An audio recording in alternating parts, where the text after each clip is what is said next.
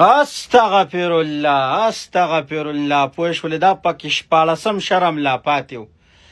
آیا په اسلام کې د زنانه اواز چوت اواز دا حرام دی یا نه دی؟ علماء کرام دی وایي زنانه ته په صفا مروه کې د منډو والو اجازت نشته دی. د عمران خان دپاره دا لغړې ښځې راوتې دي اول ته کې داسې منډې وخي چې توبې وباسه. ته به نه وایې که دا ښځې دي د سړو نه هم بدتره دي.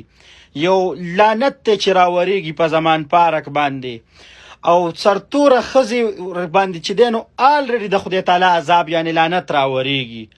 خو په دغې باندې هېڅ قسم ته پابندي د ریاست مدینې هغه امیر صاحب نه دی هغه ګوډه هغه اړو دو نه ویله چې یاره دا غلط کار دی. پته نشته چې دا څنګه ریاست مدینه دا ښځې به دې په دو باندې به مونږ له دې ریاست مدینه جوړوي چې دی راوستې دی اوس وایي لا اله الا الله محمد رسول الله. یو چغې جوړې کړي دي پوه شو. دا ټول لاورې په مخه راغشتې ده. دا ټولې ښځې ماته ده همدا قضیه نه راوتې نږدې خوا کې یو څه نوم دی مړه خیره منډې پکې راځي که څه شی دی دا غازې نه دا راوتې دا په کرې راوستې ښځې دي. چا راوستې دي؟ یاسمین راشد د کسه دی هغه ګامبړه ښځه چې ده هغه ماسي چې ده هغه چې دی نو د هغې په کرې راولي او دغلته کې پیروره دغسې قسم ته اسلامي ټچونه کوي د خدای او د رسول خاطرو کې پی ټي آی والا. دا که ستاسو خویندې وي منې کې او که خویندې هم نه وي او په کریانو هم دغه بدکرداره ښځې راوستې وي نو دا هم د دین اسلام بې حرمتي ده هم د پاکستان بې حرمتي ده. د الله او د رسول خاطرو کې دا که تورسر ستاسو کور کې کېنوئ او که ستاسو نه وي نه دې فتنې نه مخ وګرځوئ چېرته په بل اړخ ته چېرته د صحیح خلکو چېرته د سمو خلکو لمنه ونیسئ.